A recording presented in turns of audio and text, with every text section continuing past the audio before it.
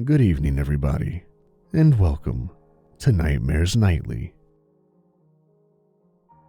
A man once paid me to be hunted for sport. I had stumbled across his post when I was browsing the web for work. I was looking for some kind of side gig to pass the time. I was at a bit of a crossroads in my life. I had quit my previous job to break away from the redundancy it had sucked me into. It was a spontaneous decision with no real planning involved. Luckily, in this day and age, the internet caters to people like me, people who don't care about chasing money or don't want to be tied down. It wasn't the money I was after, but the change it would provide. I felt like I couldn't enjoy anything in life, like I was just going through the motions. That night I had been scrolling for quite some time, skimming over job posts, help wanted here, shorthanded there. I didn't think I would find anything to suit me. It all seemed like the same thing disguised under a different title. That was, until I found this particular ad. I thought it was a scam at first. Comical dollar signs on each side of the Craigslist title like a trap set for the elderly in search of their credit card numbers. I clicked on it anyway, curiosity getting the better of me. In all caps, the posting read, "Big money for manhunt volunteer." At least it was to the point. The details below gave a brief introduction as to what the job entailed.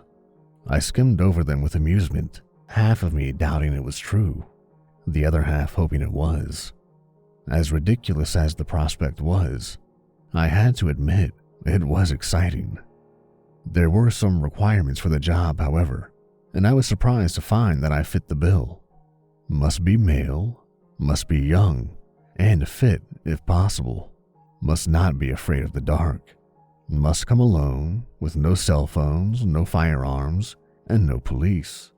Must meet the night before to discuss. The list went on for a while, but ultimately ended with a phone number and a typed signature as someone simply named Bob. I found myself thinking it over. I didn't exactly have anything to lose. No family, no friends. I always lived alone.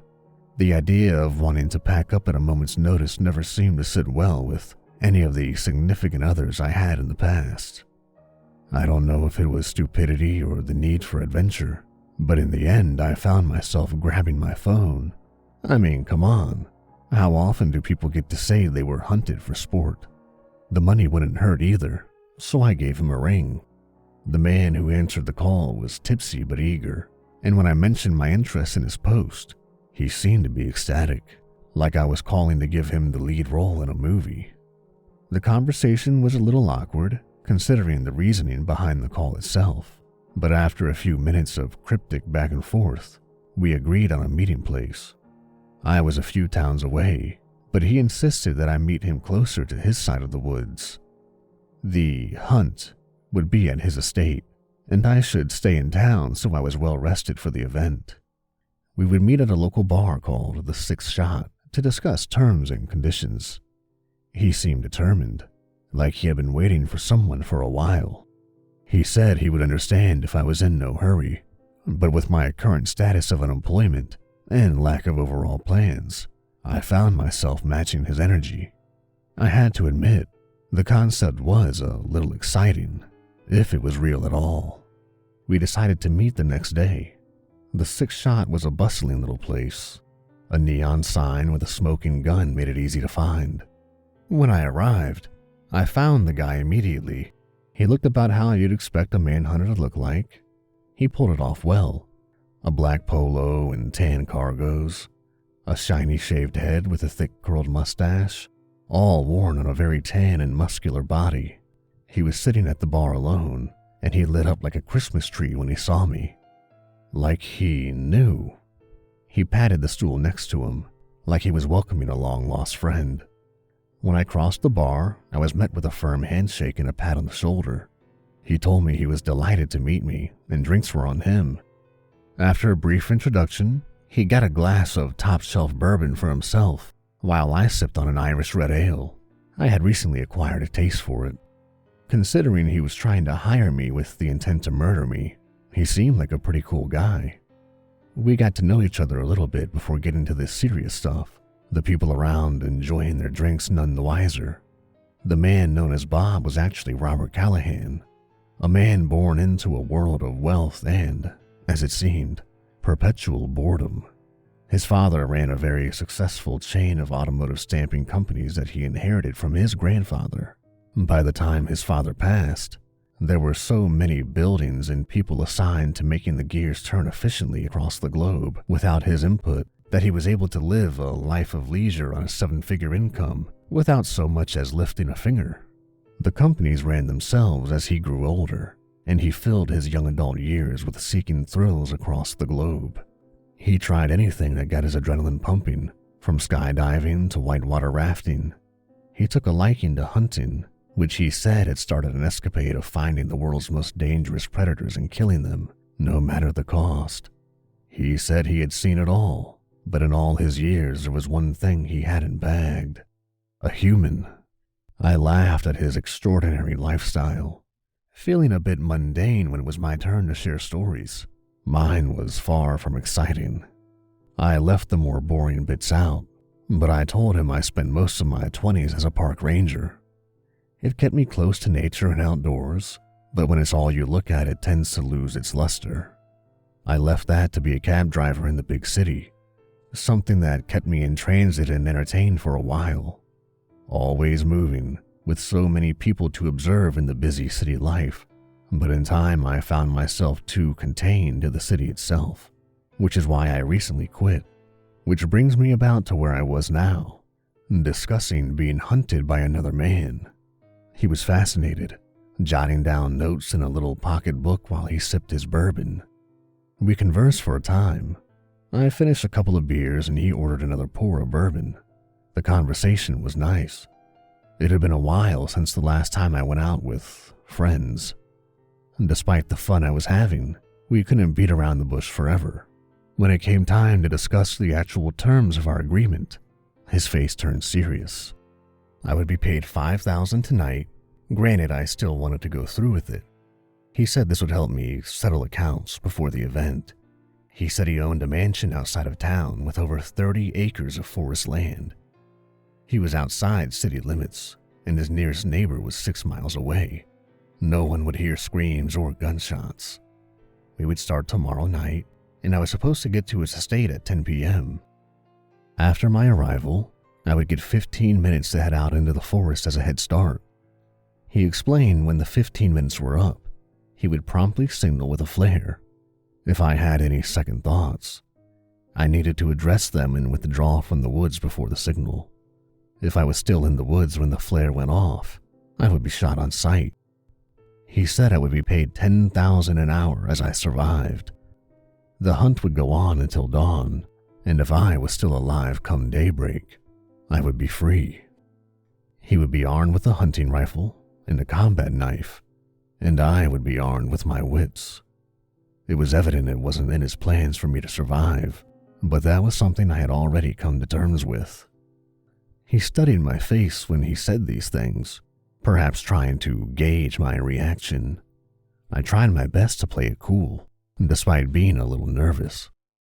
"Does any of this, bother you?" he eventually asked, downing the last of his drink. "No, not really. I've always just tried to go with the flow, and doing that made me stumble upon your offer. Maybe if I get out and live a little, it'll encourage me to settle down for a bit more. That is, if I make it out alive." I winked and we both had a laugh. "Man, you are a riot. If I wasn't trying to kill you, I think we'd be pretty good friends." After all the details were ironed out, he paid the tab and it was time for us to take our leave. We shook on it before going our separate ways. He was excited for the next day, a pep in his step carrying him to his obnoxiously lifted truck. He burned out as he left, almost rear-ending a Buick as he left the parking lot. I watched him go, feeling oddly serene in the cool night air. It was hard to describe. There was no one waiting for me to come back. No one to give me a courtesy call if I didn't turn up. I don't know if it was the thrill of the challenge or just the drastic break in monotony. I spent my life trying not to be a creature of habit. Maybe this would be the last shift off course, or maybe tomorrow I would just die and not have to worry about it anymore. With the moon shining bright and the cool breeze on my back, I decided I would take a walk before sleeping in my car for the night. It might be my last time to enjoy a night like this.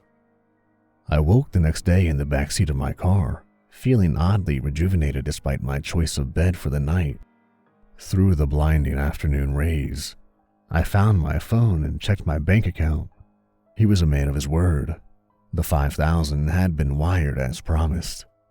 I decided I would head into town and indulge in some of the local variety, and find a place to shower before it was time to meet Robert at the estate. I climbed into the front seat and left the bar parking lot. On my way into town, I called my landlord and canceled my lease. I was already living in and out of boxes and my lease was month to month, so I wouldn't exactly be missed. After getting something to eat, I called and canceled all utility accounts from my apartment. Electricity, internet, stuff like that. I had already put in my resignation at the cab company. There wasn't really any ties to my life in my apartment. I would either survive till dawn and get the biggest payday of my life, or not have to worry about the next step if I failed. Either way, this was the end of the current chapter in my life. After spending the day around town, I found myself driving to Robert's property. The sun already making its way into the horizon. His driveway was long and winding, leading to a gigantic house that looked like the surrounding forest was trying to swallow it. When I pulled up, it was already almost dark. A butler greeted me at the mansion, an old man carrying a silver tray covered in a soft cloth. He opened the car door and let me out, introducing himself only as Charles. "I'll be taking your belongings now. If you don't make it out, they will be destroyed at sunrise." He held out the tray. "Of course," I said, handing over my phone, wallet, and keys. After placing them on the tray, he offered a smile. "Would you like a refreshment before heading in? Mr. Callahan said to accommodate you before heading into the forest. He truly appreciates you answering his ad," Charles said. "I'm fine, thank you. I guess I'd rather just get to it," I said, wiping my sweaty palms on my jeans. "Of course. If you will just follow me, it's right this way." He gestured for me to follow him. Charles escorted me through the house. The inside was furnished top to bottom in luxurious wooden furniture. Bearskin rugs, chandeliers made of gold, paintings from the Renaissance era. The estate was definitely worth a fortune.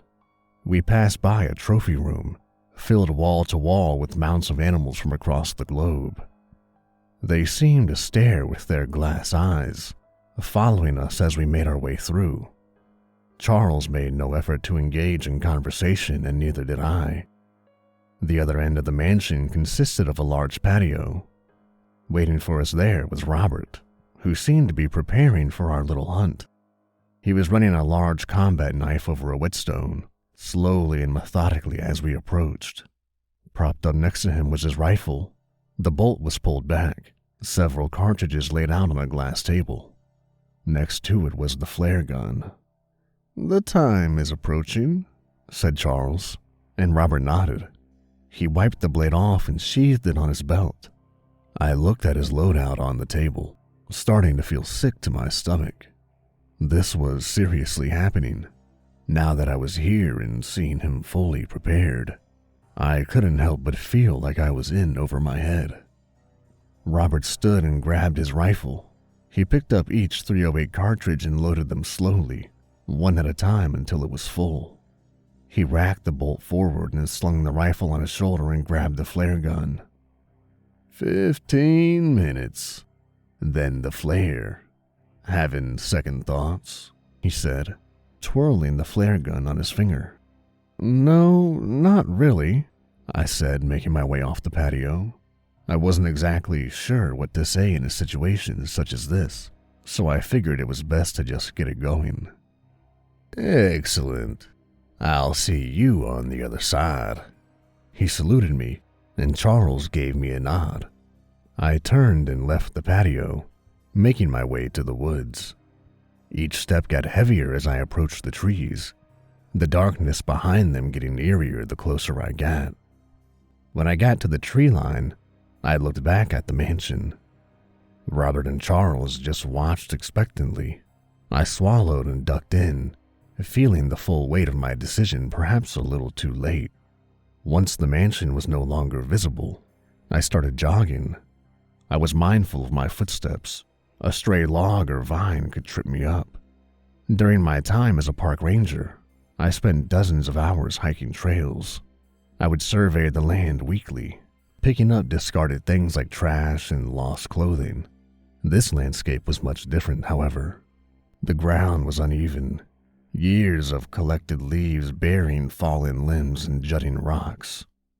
I was wearing decent boots, but terrain was unforgiving. One misplaced step, and I could roll or break an ankle. I wouldn't be able to rush too much.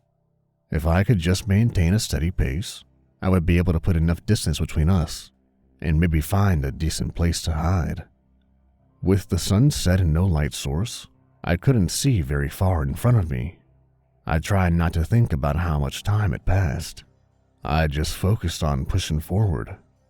Ahead, the trees started to crowd, giant maples with lush branches blocking the moonlight that was trying to shine in. I ducked under them quickly. A twisted branch snagged my shirt, and I shook it loose. Birds screeched and rousted from their perch, flapping away in a panic in my presence, their cries echoing into the night, sending a chill down my spine. There's nothing to be afraid of, I thought to myself. Not yet, at least. I came to a small clearing, and I took a second to catch my breath. I leaned on a tree, shaking clumps of mud and pine needles from my boots. The ground was wetter than I had anticipated. Off in the distance behind me, there was an echoing pop. I looked to see the flare reaching towards the sky, a little orange ball of fire. I pushed off the tree and continued. I had to keep moving. I ran across the clearing, each step squishing on the ground as I went. On my third stride, my boot stepped on something awkward and hard. By the time I heard the clicking sound, I knew it was already too late, the sudden force clamping both sides of my ankle, and I couldn't help but cry out in pain. I stumbled awkwardly to the ground, agony shooting up my leg as the wind was knocked out of me. I looked down at the bear trap, blood oozing from where the metal jaws were buried. I was frustrated at my foolishness. Of course he had trapped the woods. Why wouldn't he? I forced the jaws apart, the mechanism creaking, begging to bite down again. My hand shook holding the slippery metal, and when my leg was barely free, I let it snap shut. The steel-on-steel bite clacked into the night, the sound so loud it bounced through the trees. A second later, there was an excited whooping noise. He heard it, and he would be coming. I tried to see my ankle in the dark. There were nasty gashes on either side, but I didn't think it was broken. I got back up. It would hold weight. It just hurt like hell. I wanted to look back, but I pushed forward, panic starting to set in. Trying to regulate my breathing, I moved as quickly as I could. One strong step, one baby limp. I scanned the ground looking out for more traps. Surely there would be more. Branches whipped at my cheeks and pulled at my clothes. I tried to be more careful, but I just couldn't see them quick enough. My left foot squelched at its boot with every step, blood soaking through my sock and into the laces. I pressed on, hurdling a large dead log. I had to find a spot to hide for a moment, catch my breath. My heart was racing. I was having trouble thinking rationally as I could with the situation. An icy feeling of fear washed over me for the first time in a long time. I had gotten what I wanted, a thrill to make me feel alive. But as I looked down at my mangled leg, I was starting to regret it. Gunfire cracked in the distance. A branch next to my ear exploded, specks of bark and dust hitting my face from the racing bullet. I threw myself to the ground and started crawling, dragging my injured ankle with. I dragged myself to a large pine tree and I sat behind it, trying to come up with a plan. The gun went off again, closer this time. The round punched into the tree, shaking loose needles that fell from above. I squinted in the dark, trying to see ahead. In front of me, the ground started to slope, and I could faintly make out the sound of rushing water. It could be a creek or a small river. Keeping behind the large pine, I slowly stood, trying to stay concealed until I was ready. I pushed off of it and started to run for the slope, hearing the gunfire again as soon as I was in view. A fierce pain ripped through my shoulder and my arm went limp, but I couldn't stop. I started down the hill. I could see the shimmering surface of the creek below. There was something bobbing in the water, rotted logs from the looks of it. I needed to get there, get under the water, and use the logs as cover. I worked my way down the slope. The ground was wet, each step threatened to slide out from under me. There were footsteps now, breaking sticks and brushing trees as they tried to catch up. Another gunshot. The bullet whizzed over my head and missed. I tried to go faster and crouch down, but my feet were too unstable. I focused on the water, limping closer and closer like it was my salvation. I was almost there. Behind me, I could hear the racking of the bolt action, and I shot up panic to look behind me. I could barely see him working through the trees 20 yards away. As I turned back to the creek, my good foot got caught on something and I fell forward. I hit the ground hard and started to roll, painfully and awkwardly in the dark. I watched my descent in a swirl of moonlight and darkness. My elbows and knees clubbed by the earth as I went.